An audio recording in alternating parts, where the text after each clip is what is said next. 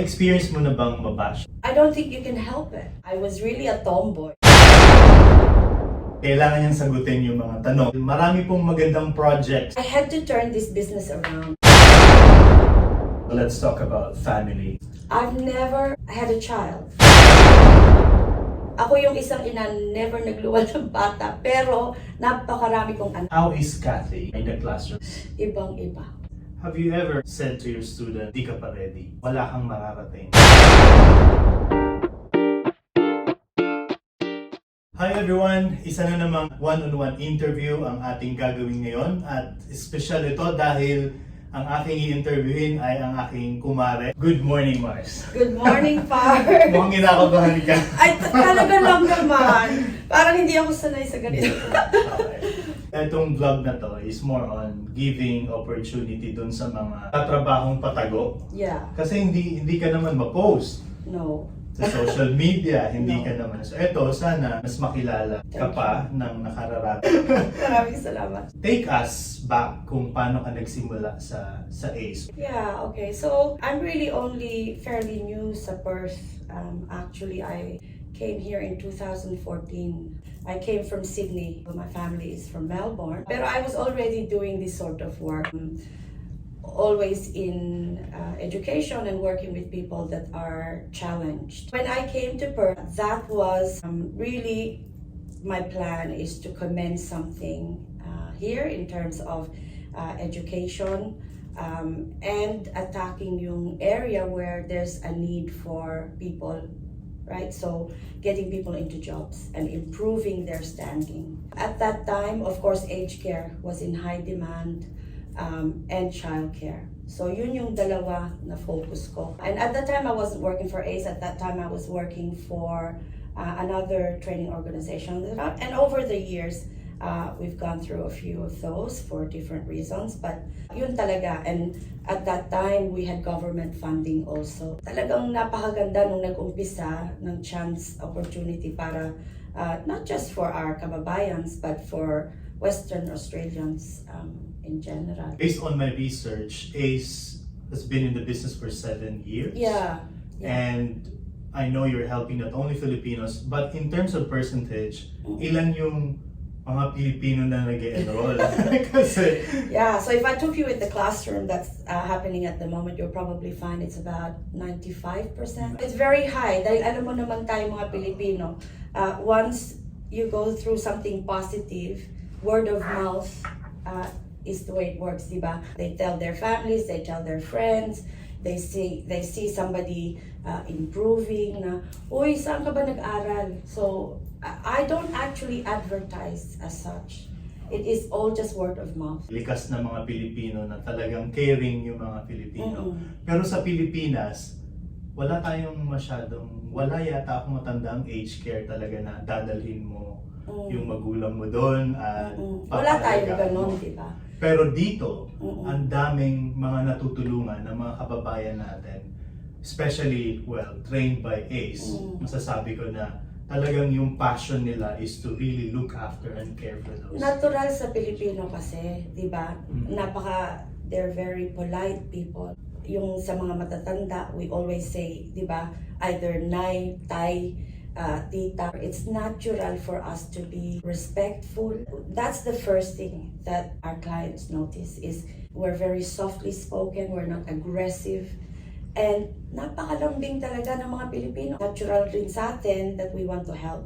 Sometimes yun ang nagpapahamak sa kanila actually dahil gusto natin talagang tumulong, that sometimes we go over the boundaries. Yeah, right. And that's what we have to teach. Going back tayo, so you've been working with AICE for Just under 2 years. Under 2 years. Yeah, dahil we took over the management. And I actually started as a business development manager for AICE. And now you are The RTO. the RTO. I'm doing both roles actually. Oh, kaya ba? Yeah, well, so ngayon, I had to turn this business around. To be honest, I am very upfront, and AICE, when I came on board, I could see was not going to last if we didn't change the direction of the business. Wow. The RTO manager at that time, I think, recognized, and this was all very public actually at the last graduation. He ended up resigning because he said, I'm not the person for this job. He acknowledged that publicly at the last graduation, and for that I was very grateful. I admired him for that. For the last 12 months, it's been painful, but we have turned this business around. It's now getting stronger and stronger, and that is why we're now looking at some fantastic opportunities in the next 6 months. Before AICE, back home, so back to Philippines, who is Cathy? Anong ginagawa ni Cathy sa Pilipinas? Alam mo, I actually grew up dito sa Australia, in Melbourne parts. I was 7 when I came to So Australia. wala kang maalala talaga? Not a lot. Only playing as a child, playing na I was really a tomboy. Yun talaga ako. Bugoy ako. Bugoy. My mom used to call me Bugoy. My mom is Ilongga. My dad is Kapampangan. I used to play I don't like dolls. I have not that sort of girly na ano. I would climb trees. I would climb the roof. I remember my dad saying to me na, pag nahuli pa kita dyan, naglalaro sa bubong, itatali kita dyan sa puno na yan, and it actually happened. But I came to Australia when I was 7, and I grew up on a beef cattle farm with my stepdad and my mom, and I rode horses all my life. So ako ay isang farm girl actually, and I was raised in those days in the 70s, right, in Australia and in Melbourne. There weren't many Filipinos, so wala talaga akong exposure actually to the Filipino community at that time. Kaya people are curious, why do you speak English so well, right? That's the reason. My next question is, the reason why I asked, take me back home to the Philippines. Kasi kung magtagalog ka, para ka talagang lumaki, laking Pilipinas. So how did you, congratulations sa mom mo dahil napalaki ka na hindi nawala yung pagsasalita mo ng ating yung language. Filipino pa rin ako. Although, and I say it to my students, right? I'm probably more Australian than Filipino, to be honest. But I've never lost the love for the Philippines. Although parts you would be surprised. My first trip to the Philippines when I came to Australia was after 21 years. And now, as I speak to you today, it's been over 20 years since I went home also. For those who don't know, Cathy is craving for Filipino foods. Alam ko yan.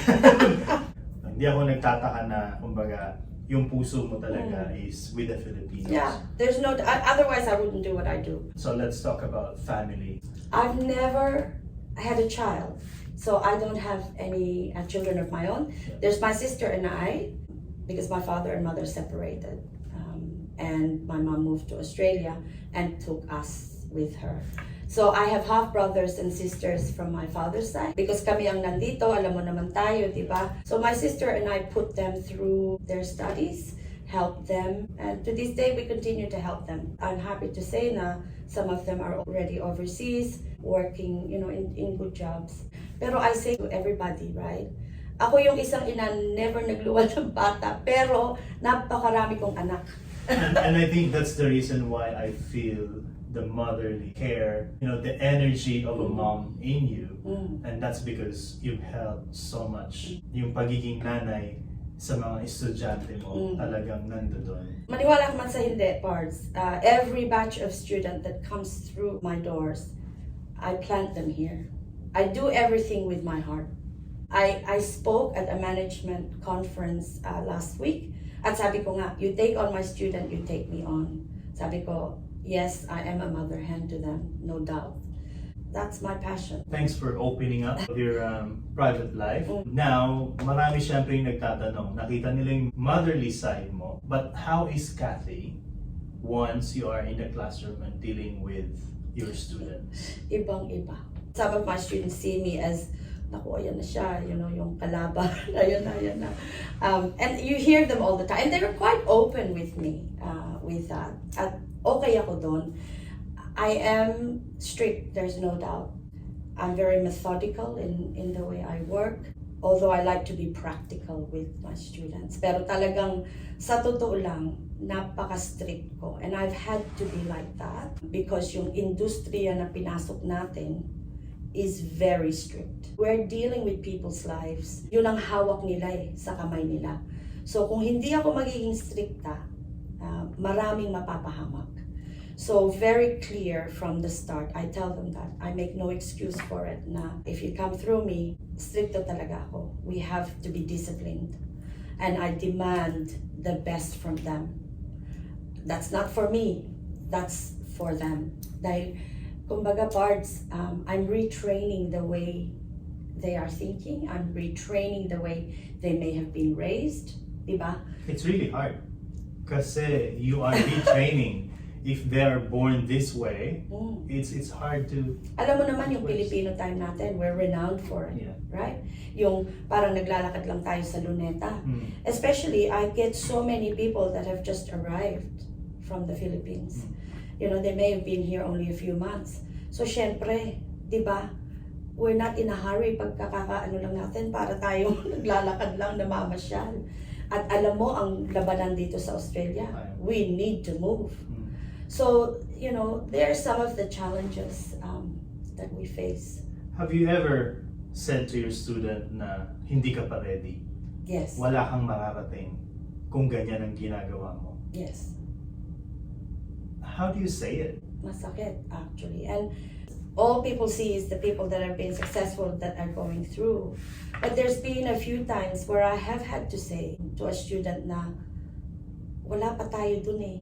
And if I let you go, one, hindi clear yung konsensya ko. Because she will get herself into trouble or he will get himself into trouble. I carry that parts. I want to know that when I let them go, they know right from wrong. Right? Like I said, the industry na pinasok natin is hindi biro. Kung nasa factory lang tayo, kung nasa warehouse lang tayo, and we're moving products, sige go. And then pag na-damage, diba? Na-UP lang yung can. But this is, you know, it's somebody's mother, it's somebody's father. And I often use the example in the classroom. Kung nanay ko ang hawak nyo, I want to make sure you know what you're doing. Dahil nanay ko yan. At they would expect the same from me. Exactly. Right? So they get it, they do understand. Pero the few times, and it's only a handful of times that I have had to say, I can't sign off on you. I'm just upfront. It's hard because you're dealing with kababayan. And sometimes baka friend mo pa or baka friend mo yung family. It's not unusual parts na minsan kumari ko pa ang nandyan sa classroom ko. But I make it very clear. Pag nandito tayo sa AICE, ako yung kalaban mo. Nasa labas tayo, iba yun. And sometimes people can handle it, sometimes they can't. And there have been instances where it's become very uncomfortable. But again, I guess I'm old enough now na okay lang sa akin. Alam ko naman ang role ko. We say to them, sana may unawaan nyo. You may not understand it now, pero I know in my heart, down the track, you will say, ito pala ang ibig niyang sabihin. And sometimes that takes a little bit of time. Because talaga, I say to them, alam ko you see me as your kalaban, pero actually, I'm your biggest fan. Nobody believes in you more than I do. If I will dig in your heart right now and will ask for a message to those who wants to be part of AICE and your previous students who graduated in AICE, what you will tell them? Ang message ko lang sa inyo is, sana alam nyo how proud we are of your success because there has been many that have gone on at napakasaya ko makita, alam mo parts, yung change sa buhay nila. Unang-una ako humahanga sa inyo that you have reached, you know, that point. Pero, like I always said to all of you sa umpisa ng ating journey together, huwag tayong masatisfy na hanggang dun lang ba tayo. Because a lot of our kababayan's parts, I find, they get their Cert 3, they get into roles, they get into paying jobs, okay na sila dun. Nasabi ko, hanggang dun lang ba? Bakit I want to see, and this is why I'm doing what I'm doing now, is I want to see some of those students now go forward higher into management roles. Bakit there's so few Filipinos in management roles, in senior management roles? Why? It's all in the communication, promise. That's how I see it, right? There's no difference between me and you, me and my student, in terms of dito. at abilidad. Lahat tayo maabilidad. That's probably where I'm in front, is because I can talk to anybody, whether it be the President of the USA or somebody that's homeless out there. Yun lang ang pagkakaiba. At yun ang sinasabi ko sa kanila. Practice your English all the time. Go make an Aussie friend. You know, so that you can truly embrace the Australian way. Because that is what makes the difference. And I guess that's where I'm different. I like my steak, I like my pies, I like my Vegemite sandwich when I'm sick. That's why I say I'm probably more Aussie than Filipino, but never have I lost the Filipino love. I always say this to my students. That's the only time you can really be competitive, is once you embrace. Hindi, I don't mean travel around WA, have their photos, have their selfies. That's not embracing the Australian way of life. That's just you touring, right? Sabi ko, hindi yun ang ibig ko sabihin. Ang ibig ko sabihin is to truly live like an Aussie. The culture. Accept that we are living in Australia and embrace the culture. Of course, without losing our I'm not suggesting at all to any of you na, you know, and like me, di ba? I had to relearn how to speak Tagalog fluently.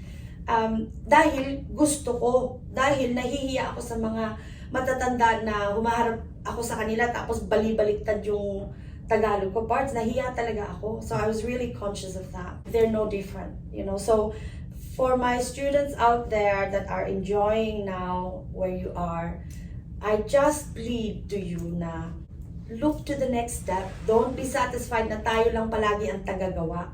That's true. I've been working for how many years now in this country. Thank you to Australia. But it's also hard to climb up the ladder. Yeah. Especially if you are Asian. Yeah. And then reporting to you are not Asians. Let's admit that. Yeah. But as long as in your heart you know that you have that capability, I think you can succeed. I'm not saying it's easy, parts. It has its challenges, definitely, and what you say is very true.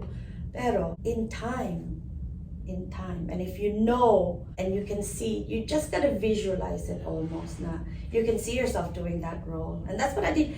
You know, in every job that I have gone for, I've been always upfront. That's what I want. I want your job. I want to be sitting there. I don't think that's disrespectful. I actually think that's a compliment to you. Na yun ang gusto ko, yung That's your position career mo. path that you want. That's where I'm heading. And normally, most of the companies, when they know you want to get there, they will definitely help you For through. sure. What is the misconception about Cathy? Na napakasungit ko. Yeah. They see me na napakasungit ko. Kasi yun ang nakikita nila, di ba? Pero I'm actually, matuwain ako, mapalabiro ako. They see me ganito, right? Si Ate Kat, ayan na naman, naka-postura. Pero parts, sa totoo lang, I live in shorts. Yeah. You see me, right, when I go to your shop. When they see me, Ma'am Kat, ikaw ba yan? Yeah. Dahil nakapusod ang buhok ko. Pero I say to them, would you take me seriously kung papasok akong ganon? Of course not. Pero yung pagkatao ko talaga is casual lang ako. Na-experience mo na bang mabash sa social media or nakarinig ka ng salita? Yeah. Ano yung naka-apekto talaga sa'yo? I don't think you can help it, maapektuhan. And it's probably at the time where siguro people have an expectation na mag-aaral ako sa'yo, magbabayad ako, o so kailangan meron akong certificate. And I say to them, hindi pa, pero alam mo yung Filipino culture na parang unahan ba na ay nako, I will get my certificate first, yung parang ganun. At the time, nagsasabi sila talaga na ay nako, wala kayong mapapala dyan sa kanya. Pero alam ko ang pagkatao ko, parts. One of my things that I say in life is ako, kaya ko kayong tingnan sa mga mata nyo. Dahil ako, promise, kabutihan nila ang nasa puso ko. I may be harsh at times, pero para sa kabutihan nila yun. All the time, I think, people take me the wrong way. And I get that. I get it. It comes with the position. Minsan hindi rin sila naniniwala na sinasabi ko sa kanila, alam nyo, because you hear me, na palamura, naman yung nagsisimba, ganun. And I'm not pala simba, parts, right? But never ever doubt my faith, because my faith is all I have. And I always ask for His guidance. Maniwala man kayo sa akin o hindi. Especially when things get tough. And my staff will tell you that. Doon ako talaga kumakapit. Pure kasi yung intention ko. Naniniwala ako na He guides me. Isang patunay na dyan na yung kapatid ko na natulungan mo, yung mga patotoo lang na talagang kung nag-strive ka, may mapapala ka talaga. Oh, and you know, she's a superstar. And she is proof.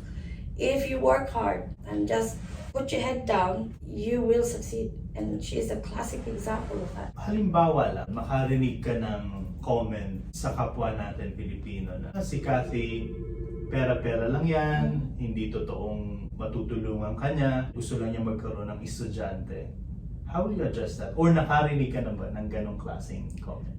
Hindi naman. Pero I know that some people think that dahil, syempre, sa dinami-daming students that are coming through. Pero parts actually, when I started these courses, in all previous courses, apart from AICE, we've always had government funding. And in a lot of cases, the students didn't pay anything. Zero. Karamihan. Yeah. Karamihan. Maybe, I would say, sa dinami-dami kong students na natulungan na dito sa WA, 90% of those students have paid zero. The reason why I asked that, dahil punta na tayo sa exciting part. Isi-segue ko na. Ano yung magandang balita mo? Kasi nandun na tayo sa... So there's a few. The first thing is, we're now offering the diploma.